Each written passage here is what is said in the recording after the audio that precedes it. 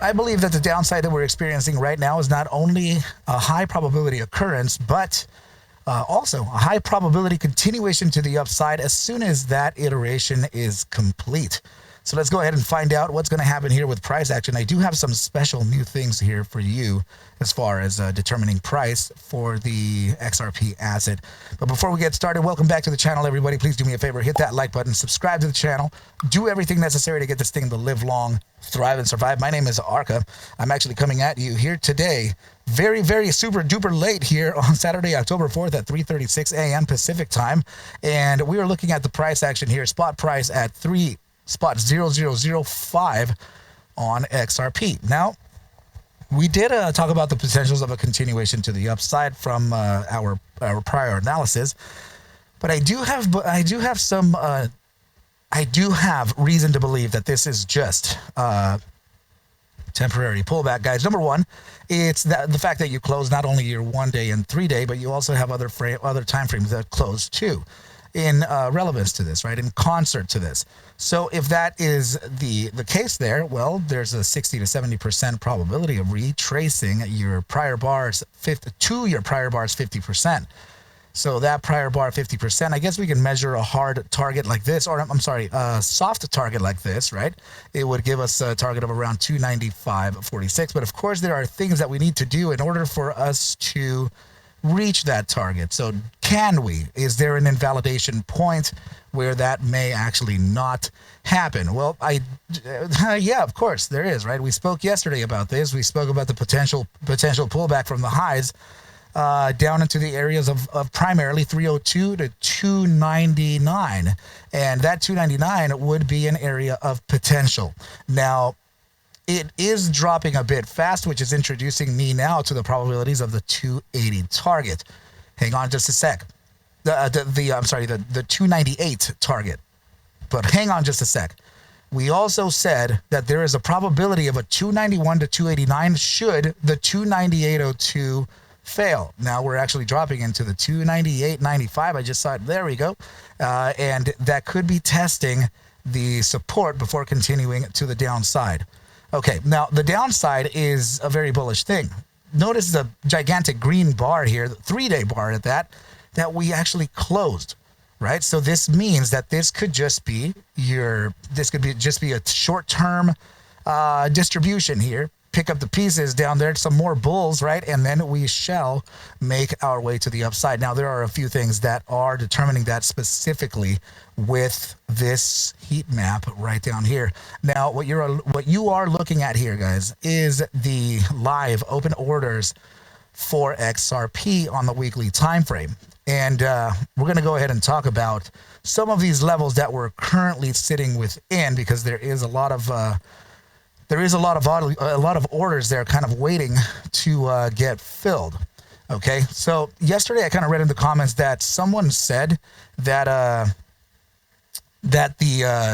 it's a disclaimer that I'm putting to put it on printed in the beginning of the video. I'm sorry, guys, that's not something I'm going to do. It's actually serious that people are for real getting scammed in those comments below, and I just can't have it anymore, man.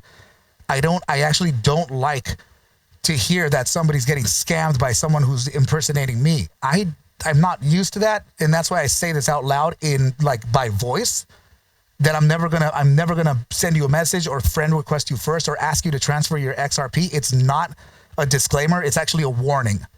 Okay? So I'm sorry that it bothers you that you have to hear me say this, guys, but that's not fair for the others. I want to make sure that everyone is safe, and if it has to take for me to say it over and over again, I will. I don't care. This is serious. People are losing lots of money here. So when you join the Discord, guys, just please make sure, I won't ever send you a message, okay? Never. I'll never ask you for your crypto. I'll never friend request you first either, okay? I only have one Twitter account, and that's the X account, right? I only have one, and that's it. It's not even dedicated to crypto. It's just a normal X account with 5,600 or 700 or 800 people there. I'm only following around 80 at Arca Bulls. That's it. Okay, guys. So just please take that into consideration here, guys. Okay, it's actually for the safety for you guys. I'm not trying to be an asshole here. I'm really trying to be serious. Anyway, let's go ahead and get back to the matter at hand and see what's up. The heat map or the live open orders. Now, what we're observing here, guys, are these heavily highlighted zones here, right? So take a look at that zone right in this very bright area. That's a $3 target, right?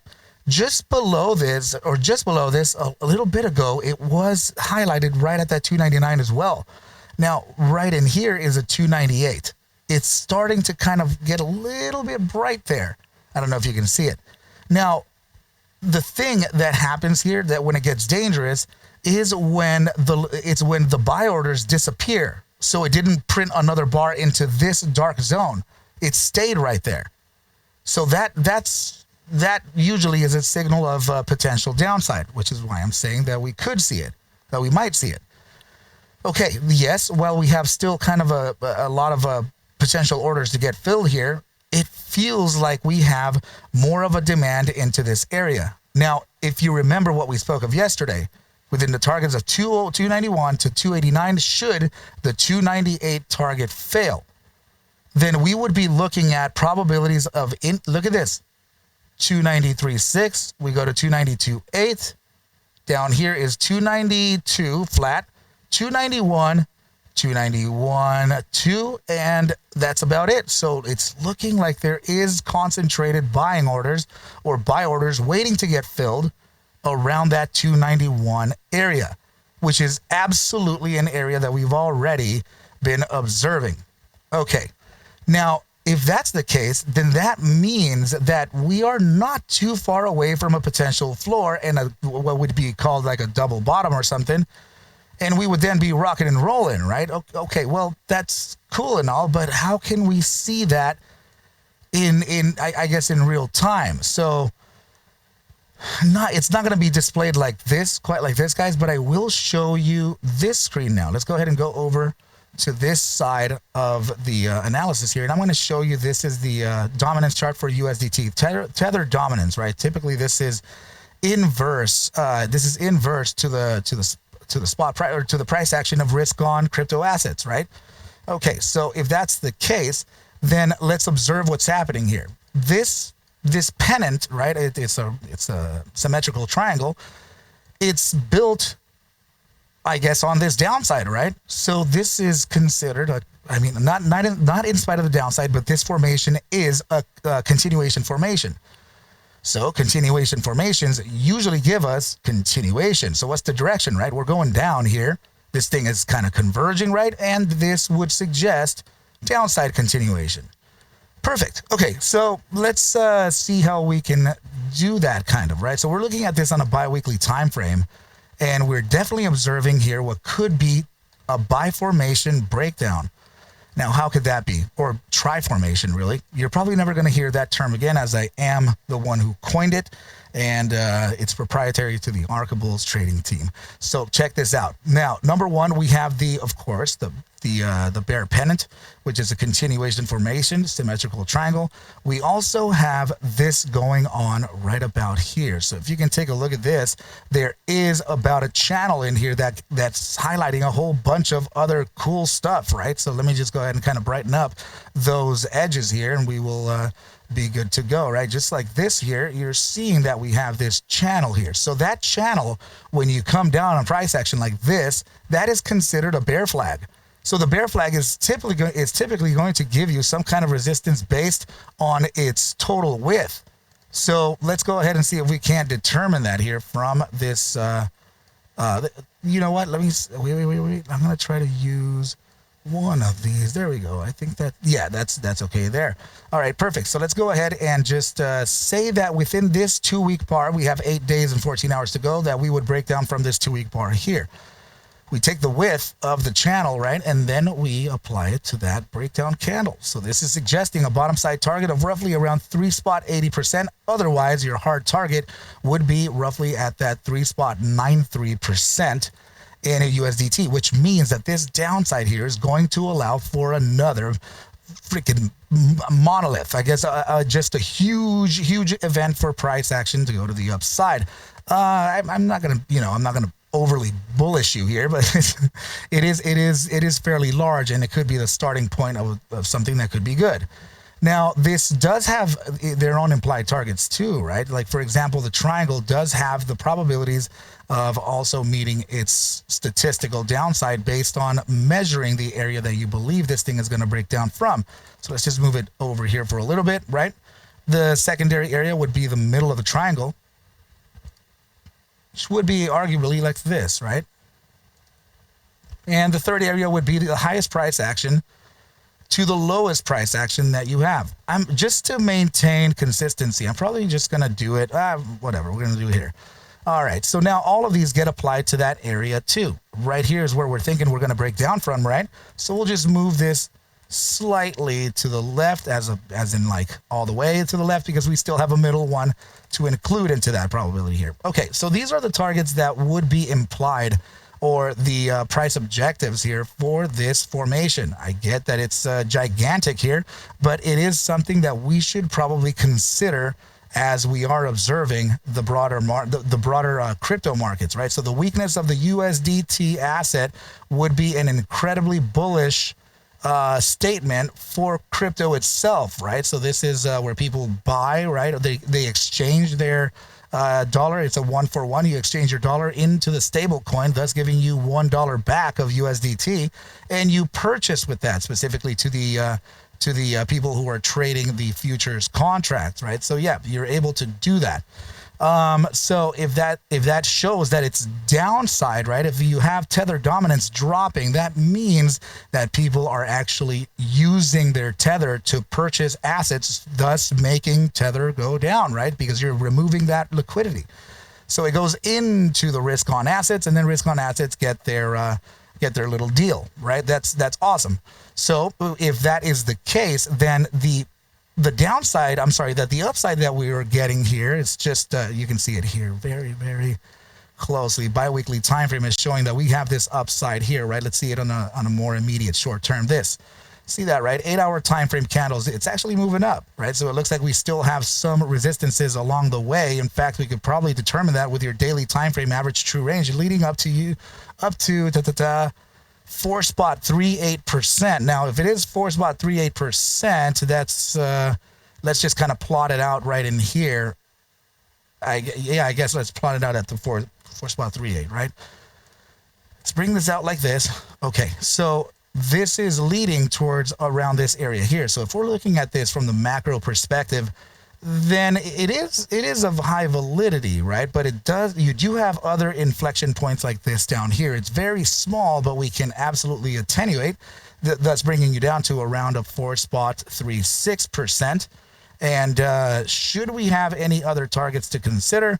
Maybe, it's just we can be really nitpicky here, sure. But I will say that it could maybe make this resistance level around, actually here, right? 4.32% to just around the 4.36, which I think, since it's a daily ATR, then maybe the daily ATR on the then maybe that 3-day ATR on the XRP pullback that we're observing could be around that. Or what about the 3-day here on oh, well, look at that, guys. So this would be approximately 50% the bar. There is the 50% on the 3-day time frame, and this is presently making that 3%, right? There's another area to kind of keep in mind here, and that would be roughly this zone here, right at the split right in there. There are a bunch of candles that we can take into consideration. 4.34. So 3.2, 3.4, and 3.6 could be the areas of resistance, which would mean that we probably will get a maybe a 291.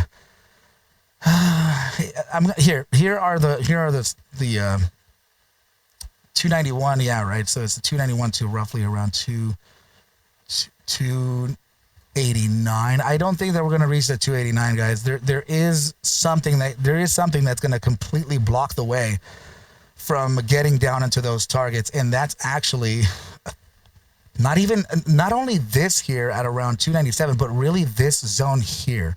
So 295.45, 294.95, and 294.30 with a liquidity grab of 293. I think that may be it, but I would really need you guys to keep that 289 to 291 area kind of free, right? Leave it leave it as a potential, right? So that could be all liquidity bottoms for kind of a grab. And so 290, yeah, 291. Oh my goodness, yeah, it's pretty damn close.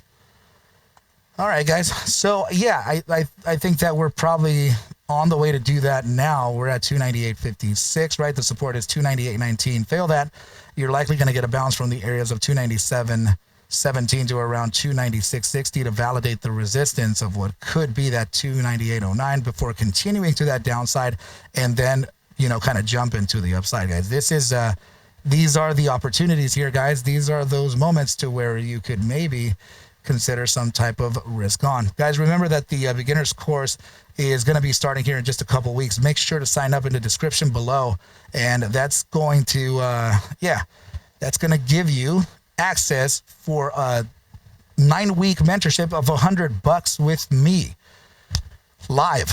Okay, so make sure to enroll in the links below, and we shall speak very soon.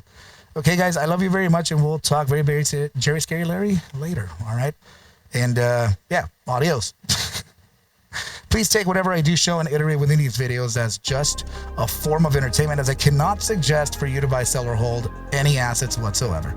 Ever. I need you to do your own due diligence, and everything will be cool. But with that said, team, I wish you well, a very good rest of your night and or day, and I will catch you at the bell mañana. Adios, team.